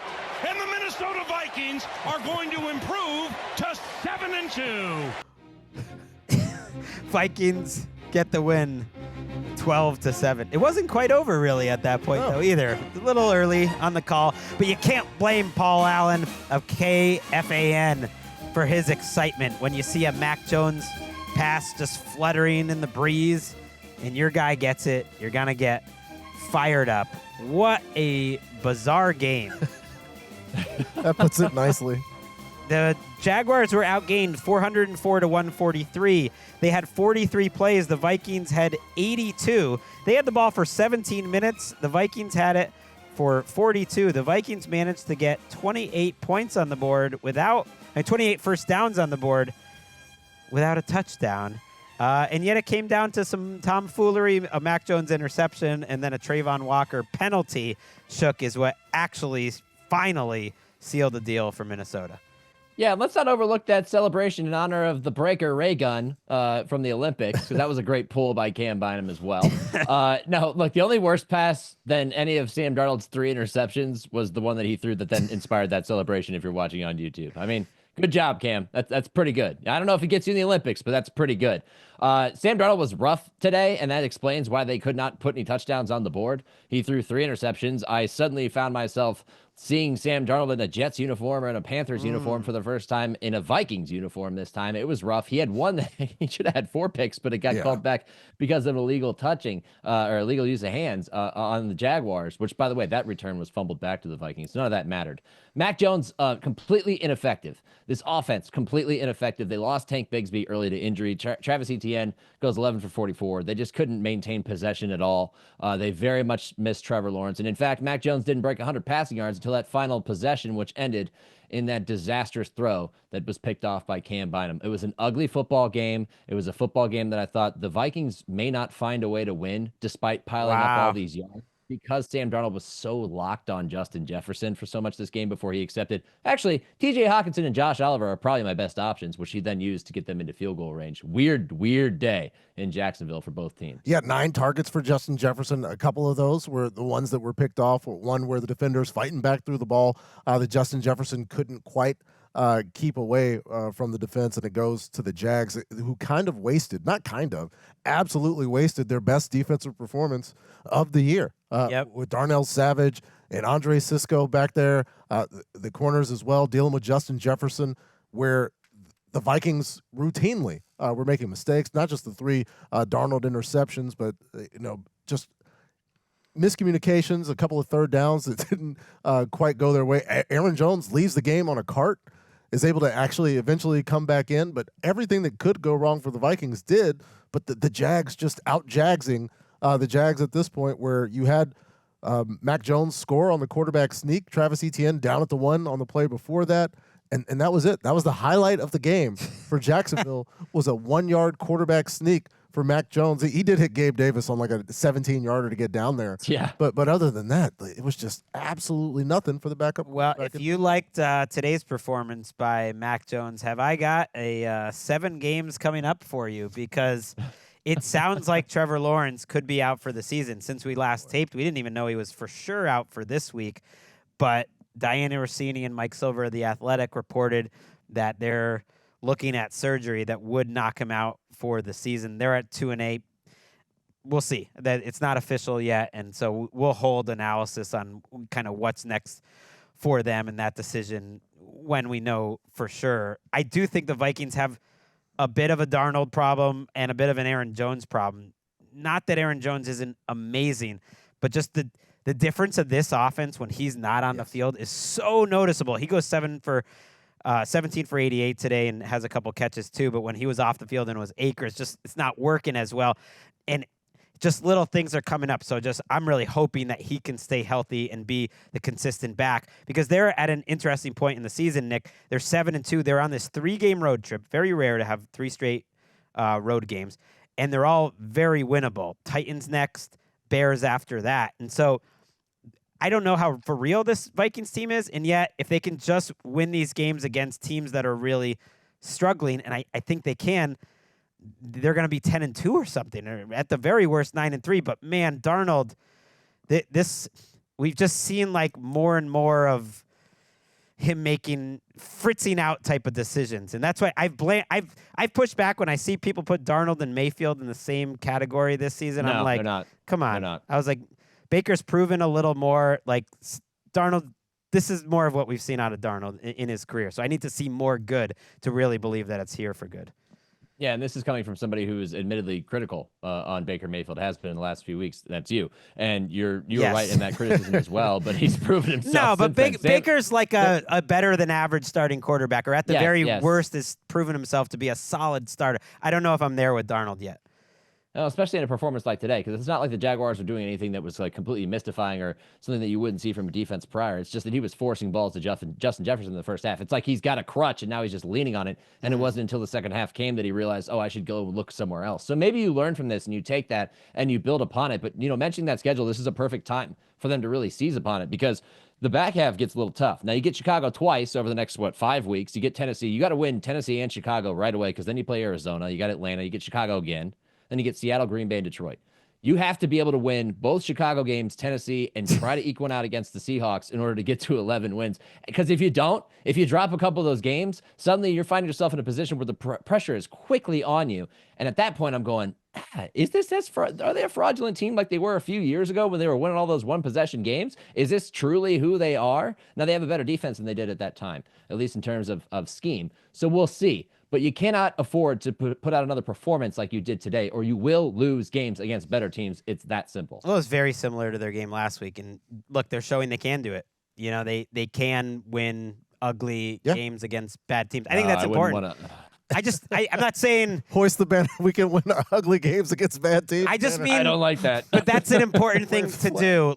I don't think they're a Super Bowl contender. I don't think many people really do. No. So what's a win for this season? It's getting to the playoffs, and you hope maybe you can win that game. And so beating bad teams, they'll get to the playoffs if they continue to do that. Let's listen to Doug Peterson after the game, asked about what happened on that final Mack interception. What was the play? What was supposed to happen on the final Mack interception if he didn't get hit and throw the pick? Yeah, I'm not going to go through the details of the play because you guys wouldn't figure it out, but we'll look at the tape tomorrow and we'll make those corrections. He's pissed off, Angelo. What'd they do, Doug? Yeah, he is. You would figure it out.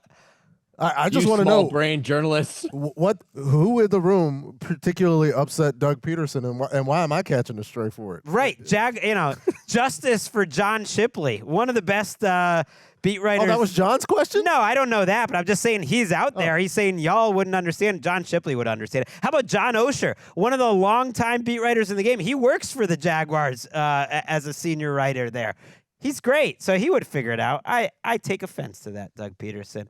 I also take offense to the Cowboys being the only national game at 425. Get this team out of national windows. Stat.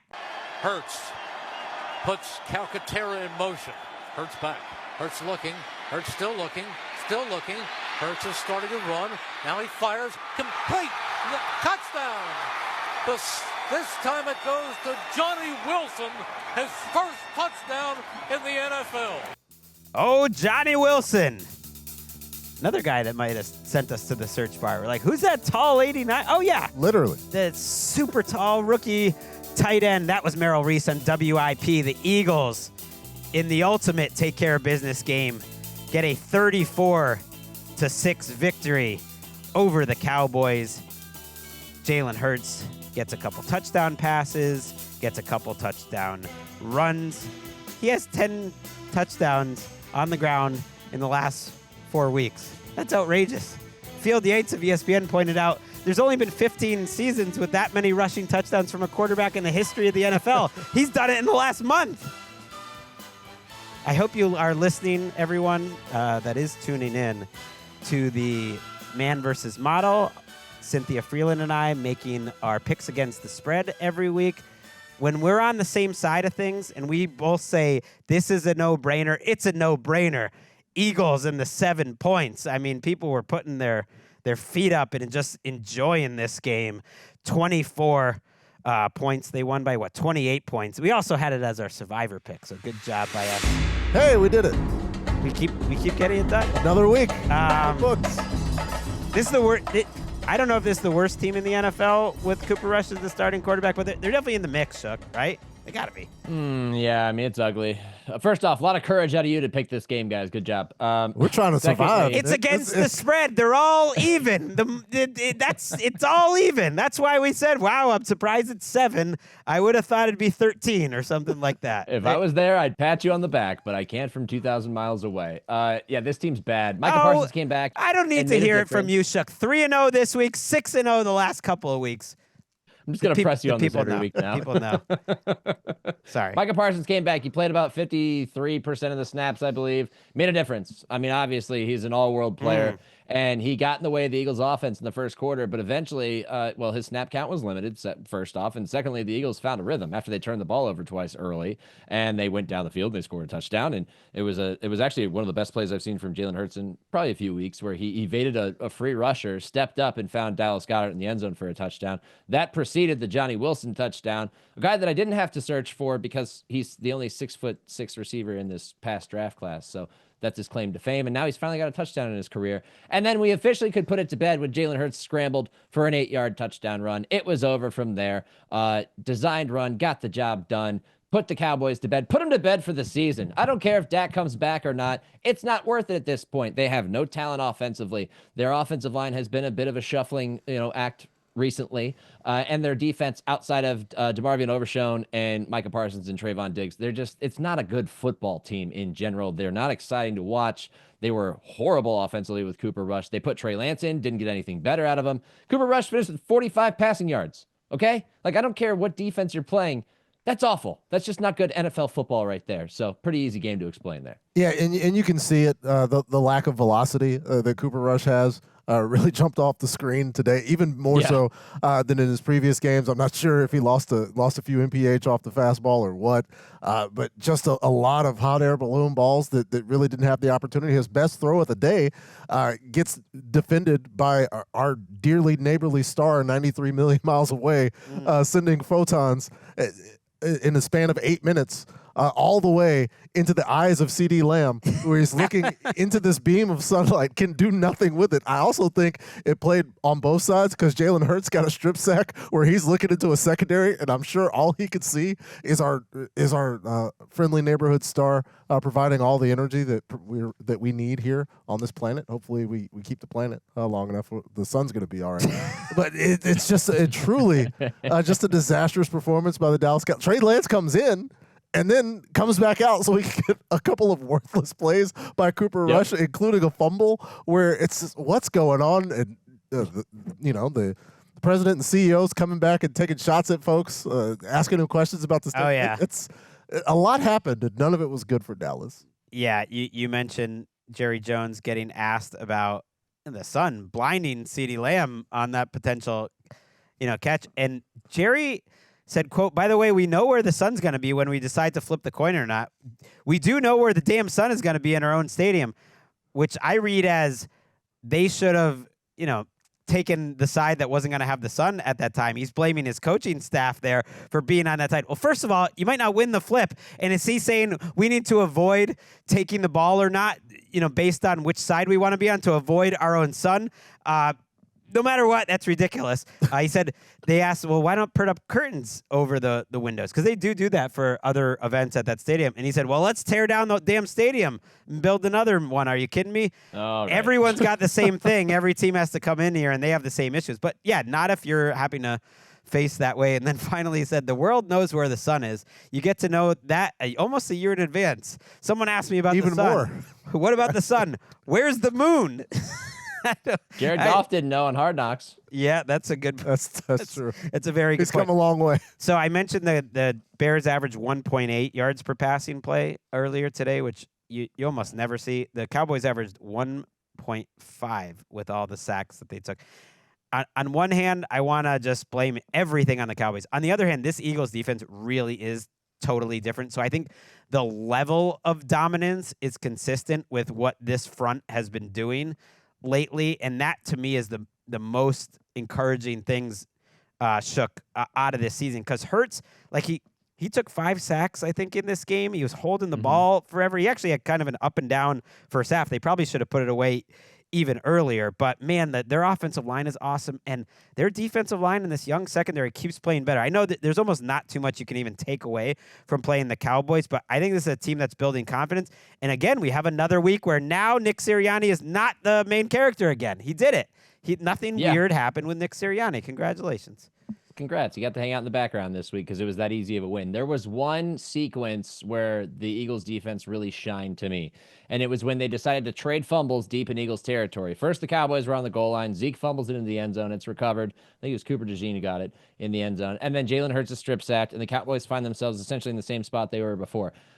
First and goal. 4 plays, 1 yard, settled for a field goal. Jalen Carter stuffing a run. I think it was on second or third down, just waiting. He's been awesome. For Rico Dowdle in the hole. Yeah, this defense is really coming together. And it's again, the result of investment up front in the secondary. Those kids are all kind of maturing at the same time. And Vic's doing a great job of organizing all and taking advantage of their strengths. Bryce Huff got a sack today. Like, Bryce Huff did something. All right. Like, they're coming together. I'm super excited to watch this team because they've started to work out the kinks offensively. When Sirianni's not the main character, they're really fun to watch, and the defense is coming together. So, like, this is a team that I see very much obviously contending for the NFC East, but also being a bit of a player in the playoffs in this whole conference, the way they're playing right now. You know, it's like, okay, who's the team in the NFC? Yeah, right now, they're 7-2. They're one of the top 2 seeds in the NFC after 10 weeks. That's a good place to be. Not a good place to be this low in the order. And that's not the Eagles' fault. That was me punishing you, Cowboys, for what you've become and for being in such big spots. The Thanksgiving game is Cowboys-Giants. That's annoying. You got to get them out of Sunday Night Football in Week 16. So, it wasn't your fault, Philadelphia, but Dallas, we were putting you as deep into the rundown as possible. They were the final domestic game, but we wanted to save a really fun game in Germany for the last game before Sunday Night Football. Johnny Hecker and Eddie Pinheiro going over the placement. The ball is on the right hash, just inside the right hash. Officially a 36-yarder for the win in Munich. Jansen snap, Hecker's hold, Pinheiro's kick. It is up, and Eddie wins it for the Panthers in OT. That was Anish Straff of WRFX. Yes, Eddie Pinheiro, 20-17. Panthers get a win in Munich. They blew the lead late. They thought Danny Dimes was going to do it. But a fumble by Tyrone Tracy on the first play from scrimmage in overtime, forced by trusty veteran Ashawn Robinson. Has had a nice career. People thought he was a bust in Detroit, and he's bounced around. He helped the Rams. Now he's helping the Panthers win a game here, 20-17. They get it done on NFL Network. It was close. We had back and forth scoring in the second half. Considering these two teams, I think it was all we could have asked for. And one thing I enjoyed, and I have a feeling you'll agree, Patrick, is I think the Bryce Young rejuvenation is a thing. I think he's played better football over the last 3 weeks. He has, and even because there were the 10 incompletions that he had today. A late third down where I feel like the Giants got away out of a hold on a wheel route that could have been a first down. Coker had a dropped ball in the end zone that was beautifully thrown on a fade. Bryce stepping away from pressure stepped up on the touchdown pass to Newton earlier in the game where the pressure's coming, and early season Bryce maybe doesn't get to that point in the read.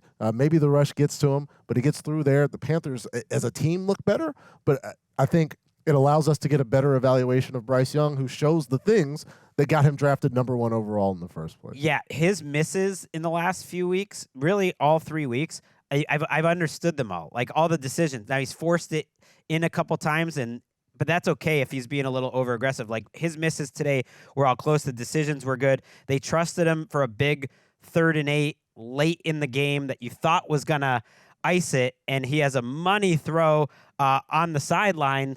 That was to Coker. Did you mention that, or was that was to Liga? And, yeah, that was to Xavier. And I thought that ends up icing the game, but he went out of bounds there. It's always a catch-22. You got to get the first down, but he goes out of bounds there, and then the clock stops a few more times with Giants timeouts, and then Chuba Hubbard drops a swing pass that probably wasn't going to be a first down, but at least would have run the clock down a little bit. And so it gave Danny Dimes a chance to send the Giants to overtime, Nick, after just a dispiriting day watching Danny Dimes. And he does what Danny Dimes does, which is after having so many bad moments, he actually has a really nice 2-minute drive. And I'm thinking, oh, they're going to win this game. And then they're going to be in between again, not knowing what to do about Dimes. And then they end up losing through no fault of his own. But that was really just about the only highlight from him at the end, where he did conduct a good 2-minute drive to get the tie at the end of regulation. Yeah, sometimes in football things don't go your way, but it ends up working out for the best because you can assign blame elsewhere, or maybe you just avoid winning games that make you think twice about keeping somebody or proceeding forward with somebody into future seasons. And I feel like this is one of those games because it's the Panthers, right? The same team that beat the Saints and forced them to fire their coach. It's a low level loss. Like it's one that you have a hard time explaining, but that's been Dimes for most of this year. Like he was a guy who was good between the 20s for a stretch this season. He's had some good games. He's also just been wildly inconsistent. And that was kind of, you got the full experience minus like a million fumbles from him today. So this is what I've come to expect from the Giants. Tyrone Tracy had a good day until he fumbled away possession in overtime. The fact that they got to overtime, I thought was impressive considering the way that the game was going. But I was, to kind of circle all the way back to Bryce Young, that was what stood out to me the most. Like, and he's been on this path for a few weeks now, guys.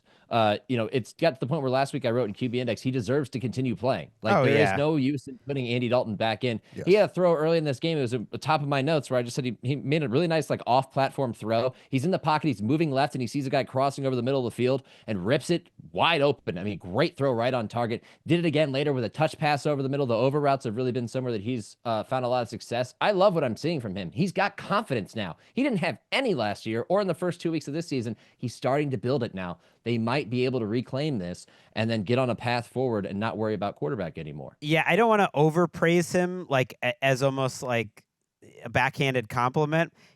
He's just built up the last 3 weeks consistent performances that look like an NFL quarterback, like an NFL star, and that's a big change. And so it makes you excited for what they could have. Like they still have a lot more to see, but it's been really encouraging. That's like, okay, here's a dude that's an NFL quarterback. How can we figure out everything around him? They gave Chuba Hubbard a nice contract this week. He was breaking tackles all over the place. He had a costly fumble in this game too, but ends up with 153 yards and a touchdown on the ground.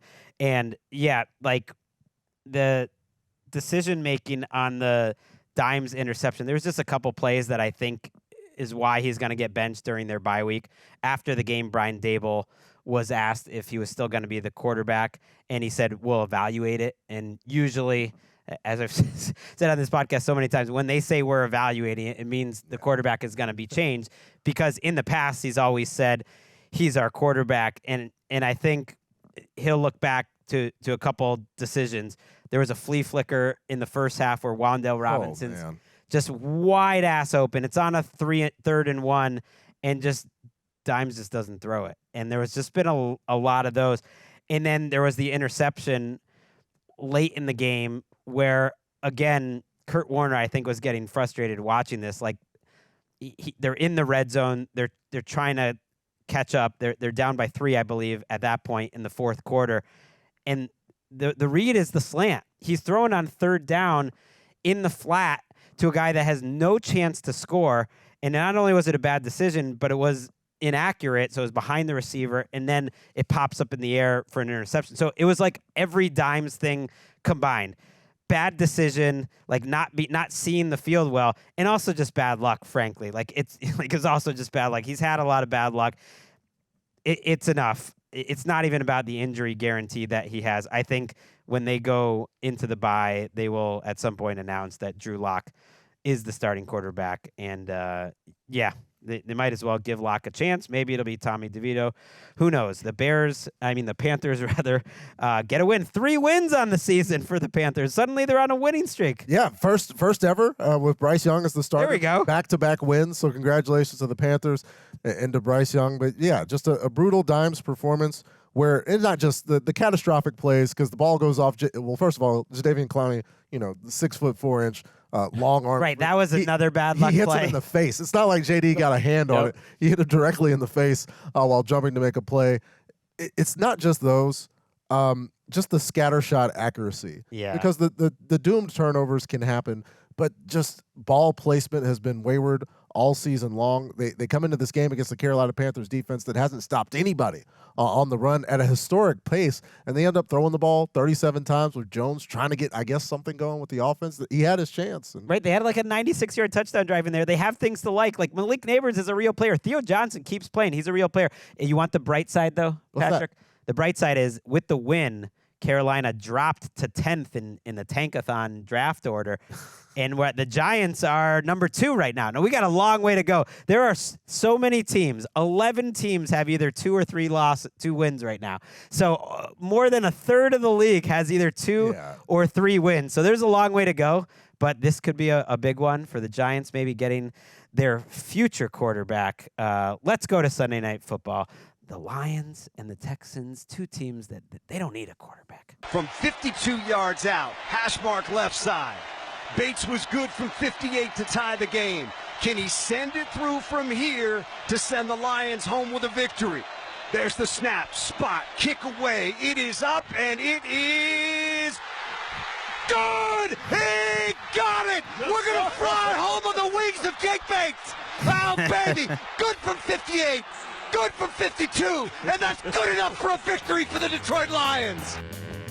That was Dan Miller and Lomas Brown from WXYT. If it's Sunday, it's Dan Miller having a good time on NFL Daily. A victory you didn't see coming at halftime when it was 23-7 Texans, but the Lions come all the way back to win it in the fourth quarter. A touchdown to Amon-Ra St. Brown at the beginning of the quarter, a 58-yarder from Bates with 5 minutes to go, and yes, the buzzer beater to send us home just a little earlier, Nick Shook. Although you're already at home. What a game between the Lions and the Texans. It was crazy. It was sloppy. But I guess if you can't beat the Lions when you pick off Jared Goff 5 times, you just can't beat the Lions. Yeah, I mean, anytime you win the turnover margin 5-2 and you manage to go scoreless in the second half. I mean, there was multiple instances. Really, the turning point of the game was C.J. Stroud having a wide open tank down the end zone and slightly underthrowing it, almost because he was so panicked because Dell was so wide open that he left a little bit too much air into the ball. That was the turning point, and then it just started an avalanche of points for the Lions. You're right. If you turn them over 5 times and don't beat them, then you can't beat them. Even if some of those picks by Jared Goff were unfortunate outcomes, not necessarily his mistakes. What a crazy game, Greg. Even the field goals, they got by about, I don't know, if you plucked 3 of my eyelashes and stacked them up together right here on the inside of the goalpost, that's about the margin for error on those kicks. Right. And he drilled them, knocked them through. I mean, Collinsworth got us halfway there comparing it to Raftery, but he's got to do the impression. He's like, with the kiss, he's got to do the whole thing. And then he did it on the right side, too. The last one maybe didn't quite nudge the goalpost, but it just got in there. What a story. First of all, Jake Bates, again, NFL Daily July shout out.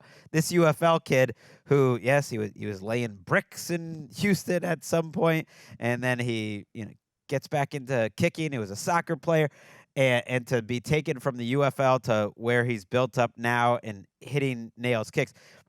Look, the Texans did a lot of right things in this game, and ultimately you can look at it like the officials, I think, missed a pretty clear PI on a 3rd and 4 that would have gotten their field position even better, would have given them a first down to run down the clock and try to get closer with about 1:40 left. They don't call the PI. Terry Arnold leaves the game, and they go for the long Fairbairn kick. He misses it. So one guy misses the long kick, the other guy doesn't make it. But I do look, and you can look at, okay, that's the difference in the game, and I understand being upset there.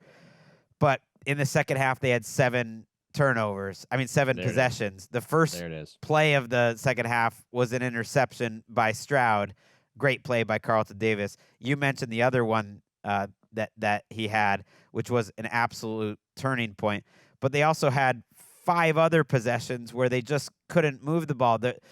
All the problems that have been happening that were gone in the first half that C.J. Stroud came in a really fantastic performance for 30 minutes.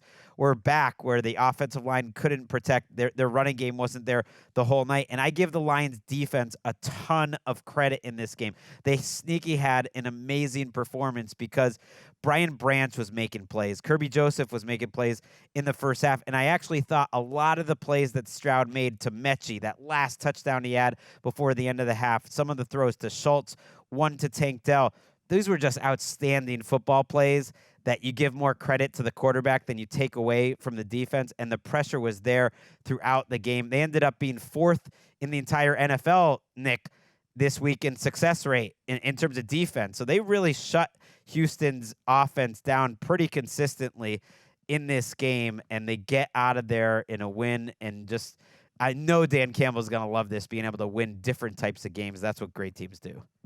Yeah, the Lions were on the ropes. I mean, you looked at the score and it was 23-7. You thought, where is this Lions team? I thought the score would be 23-7 in favor of the Lions, not the Texans, considering all the problems the Texans have dealt with in recent weeks. And you're absolutely right. The passing protection really broke down in the second half, and a lot of credit is due to that Detroit defense. There was that one play in particular where James Houston just speeds around Larry Tunsil, and he completely whiffs on it. I laughed. Like, I giggled as I watched the replay just because it shows the speed off the edge and how a guy, when he reaches out and tries to extend and whiffs, how it can destroy a play. I think it was on that same play that Titus Howard tried to take the ball out of C.J. Stroud's hands. What is happening? What is happening? That should not count as a fumble on poor C.J. Stroud. And it illustrates the breakdown that was the second half for the Texans, who moved the ball a little bit and then they just stopped, and a little bit and then just stopped. What a performance! What a gutsy performance for the Lions, where everything was going against them. They were not playing like themselves, and then they found themselves in the second half. They were able to create the turnovers. They were able to shake off their own turnovers, because Jared Goff, you don't get to 5 interceptions without turning it over a little bit in the second half too, which he did.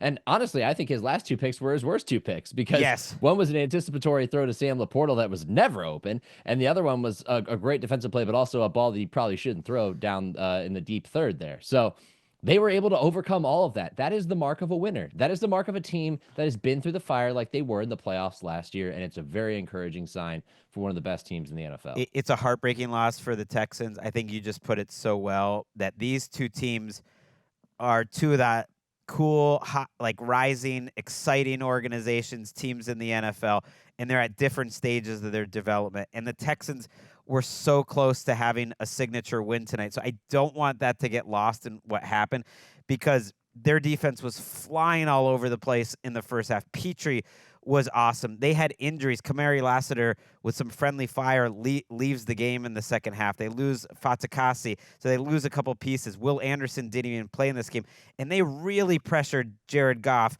His pressure numbers for most of the game were just awful. The success rate on Detroit's runs were so bad going into the fourth quarter, and they're still pretty bad, but they finally got a running game going in the fourth quarter. So they were so close. They did a lot of really good things. I actually think this was the best Texans game that they've played in a while. They came out angry. They played really physical after that Jets game, and I'm seeing some like fraud watch with the Texans, and I get that actually. I think to this point in the season, they have not been as good as their record. I actually do take positives out of tonight. CJ, I think, was more composed in the pocket for the most part. The fact it all fell apart is still concerning. The fact they don't have a running game and offensive line, yeah, they're not real super duper Super Bowl contenders, but I do think they have a toughness. I think they have a defense, and I think they have a quarterback. And when they get Nico Collins back and Will Anderson on the field, I do think they have things. I actually think this was the most encouraging game by the Texans in a while, maybe since the very beginning of the season. And that the Detroit Lions are they're just those dudes, man. They had individual players, Gibbs, Laporta, that made great individual plays. Branch is a Defensive Player of the Year candidate. A great call by Ben Johnson on a 3rd and 9, like when they were facing on their own end zone, like where they got it to Gibbs. Love that play. Like they were in trouble there. There were so many little moments where they were in such big trouble. And so that's my long-winded flowers to the Texans fans who are probably not feeling too good right now. I'm glad you mentioned that Gibbs play because it was a beautiful example of Ben Johnson getting creative and getting a guy open when, you know, the situation's kind of stacked against you. He pulls Penei Sewell out on the right side with a great little, you know, he sheds the rusher and says, all right, go after him. It's kind of like a screen action that you would get as an offensive lineman. Gets out in front, perfect swing pass to Gibbs. He gets down the field. They go from inside their own 10 to near the 40-yard line, and that jump starts a drive that was, you know, obviously crucial for them. That's what the Lions do well. They get creative in spots, and usually it works out for them. The startling fact was that it wasn't working out for them for 2 quarters, which is, you know, a credit to the Texans. I think that this, despite the loss, and you know, you can say whether there are moral victories or not. There are not, because this could be a crushing loss for a worse team. But I think that the Texans are built to rebound from this because of what you just said about their defense. They also get Dallas, Tennessee, and Jacksonville as their next 3 and a really late bye. So I think it's going to set up really well for them where they can go on a bit of a run before they go into that final month, which is tough. Miami, Kansas City, Baltimore, and Tennessee again. But you're coming out of the bye. As long as you can stay healthy, you get Collins back, I think you'll be okay. Yeah, their defense played more than well enough to win one of the better games of the season by a defense. That touchdown field goal, that's tough stuff in the fourth quarter to give up, but that was the 12th, 13th, and 14th possessions the Lions had that in the game. They turned them over 5 times. The game should have been over by then, and the Texans offense, they just couldn't hold up their end of the bargain. Wow, what a fun way to end a fun Week 10. We will be back on Monday night. Bridget Condon coming into the Chris Wesseling podcast studio. I'm doing the Monday Night Football. If you're watching over in the UK, so she's going to come up with me, and Nick has a night of the podcast off. Thank you, Nick, for an outstanding performance on this recap. And yeah, when the Lions are the best team in the NFL, you know football is back in the 1950s or something. I don't care if I went too long.